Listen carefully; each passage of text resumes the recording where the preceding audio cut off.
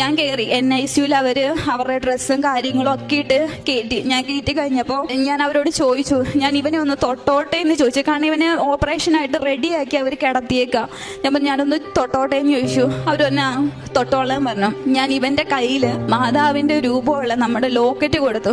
ഞാൻ കൊടുത്ത വഴിക്ക് ഇവൻ ഒറ്റ അതെടുത്ത് എറിഞ്ഞപ്പോൾ ഞാനത് പോയി ഓടിയെടുത്തിട്ട് ഞാൻ എൻ്റെ മനസ്സിൽ പറഞ്ഞു, മാതാവേ, അവൻ എന്തുവാ ചെയ്യുന്നതെന്ന് അവൻ അറിയത്തില്ല, അവന് ഒരു ബോധവും ഇല്ല, അവനോട് ക്ഷമിക്കണേന്ന് പറഞ്ഞു. ആ പറഞ്ഞ വ്യക്തി അതുവരെ ഒരു അനക്കമോ ചലനമോ ഒന്നും ഇല്ലാതിരുന്ന ആൾ ആ ലോക്കറ്റ് എന്നോട് ചോദിച്ചു. അത് തരാൻ പറഞ്ഞു. എന്നോട് പറഞ്ഞു അതിങ്ങി താന്ന് പറഞ്ഞു.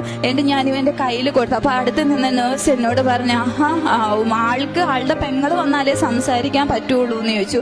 ഞാൻ ഇവനോട് പൂർണ്ണ വിശ്വാസത്തിൽ, ഞാൻ എൻ്റെ മാതാവിനെയും ഈശോനെയും പൂർണ്ണ വിശ്വാസത്തിൽ ഞാൻ ഇങ്ങനെ പറഞ്ഞു, മോൻ പോയിട്ട് തിരിച്ചു വാ, ചേച്ചി ആ ഡോറിന്റെ പുറകിലുണ്ടാവും എന്ന് പറഞ്ഞു.